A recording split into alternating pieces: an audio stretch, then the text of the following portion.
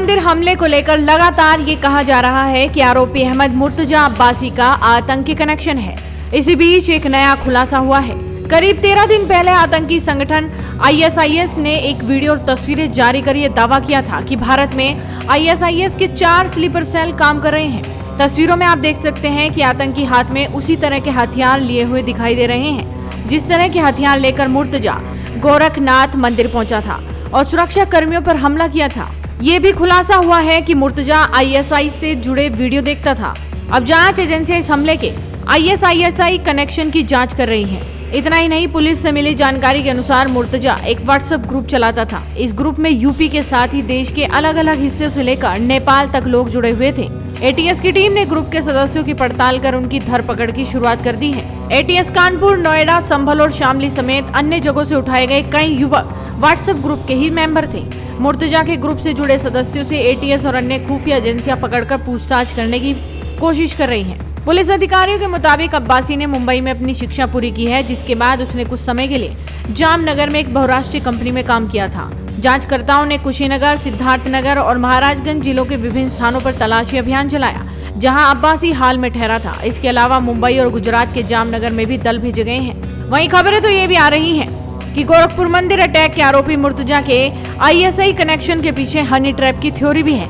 खबरों के मुताबिक मुर्तजा अब्बासी की ISI से संपर्क हनी ट्रैप के साथ शुरू हुआ। वो लड़की ISI कैंप में थी। उसने अपनी फोटो भेजी और भारत में मिलने का वादा भी किया। मुर्तजा ने लड़की की मदद के लिए 40,000 रुपए भी भेजे। इसके बाद ईमेल के जरिए ही बातचीत शुरू हो गई। अब्बासी ISI में शामिल होने की तैयारी करने लगा था। इसी दौरान उसकी ISI के लोगों से बातचीत शुरू हो गई। अब्बासी ने पुलिस को बताया कि उसने लड़की के बताए बैंक अकाउंट में 3 बार पैसे ट्रांसफर किए थे। जांच में ये भी सामने आया है कि मुर्तजा सीरिया के युवाओं के संपर्क में भी था। जानकारी के मुताबिक जांच एजेंसियों की पूछताछ में मुर्तजा के बारे में कई चौंकाने वाले तथ्य सामने आ चुके हैं। यही वजह है कि अब एक एक तथ्य का भौतिक सत्यापन शुरू कर दिया गया है। इसी कड़ी में जांच एजेंसियां मुर्तजा अब्बासी के सगे संबंधियों से पूछताछ के बाद करीबियों से भी सवाल जवाब करने की तैयारी में है और उधर कई टीमें सीरिया कनेक्शन खंगालने में जुटी हैं। पढ़ाई और नौकरी के दौरान मुर्तजा अब्बासी के साथ रहे लोगों से ये जानने की कोशिश की जाएगी कि उसकी गतिविधियां कैसी थी, वो किन लोगों के संपर्क में था। और अब जांच एजेंसियों ने पूछताछ के आधार पर सामने आए तथ्यों का साक्ष्य जुटाने का काम शुरू कर दिया है। बताया जा रहा है कि मुर्तजा अब्बासी को अपनी पढ़ाई का पछतावा होने लगा था। उसको लगने लगा था कि केमिकल साइंस की जगह अगर उसने कंप्यूटर साइंस की पढ़ाई की होती तो जिहाद को बढ़ाने में ज्यादा आसानी होती। यही वजह है कि कंप्यूटर कोडिंग को वो बारीकी से सीखने लगा था।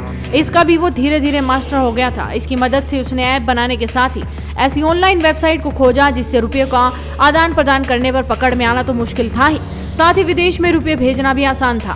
पेपल ऐप की मदद से वो रुपयों का आदान प्रदान कर रहा था। वहीं मुर्तजा ने ये भी कबूल किया कि उसने गोरखपुर मंदिर पर हमला आखिर क्यों किया था। वो NRC, CA और हिजाब को लेकर गुस्से में था। अधिकारियों ने दावा किया कि पकड़ा गया अभियुक्त केमिकल इंजीनियर है और उसने अपने लैपटॉप पर मुस्लिम कट्टरपंथियों के भाषण देखे थे। जांचकर्ताओं ने उसका लैपटॉप और मोबाइल फोन जब्त कर लिया है ताकि डिजिटल सबूत इकट्ठा किए जा सके। इस मामले की जांच यूपी पुलिस की स्पेशल टास्क फोर्स और ATS की संयुक्त टीम कर रही है। जांचकर्ताओं को संदेह है कि अब्बासी खुद ही कट्टरपंथ की गिरफ्त में है। हालांकि इस बात की भी जांच की जा रही है कि कहीं वो किसी अन्य के इशारे पर तो काम नहीं कर रहा था। फिलहाल देखना होगा कि आगे इस मामले पर क्या कुछ खुलासे होते हैं। तो आप भी अपनी नजरें बनाए रखिए, साथ ही इस वीडियो को शेयर कीजिए और जुड़े रहिए हेडलाइंस इंडिया के साथ।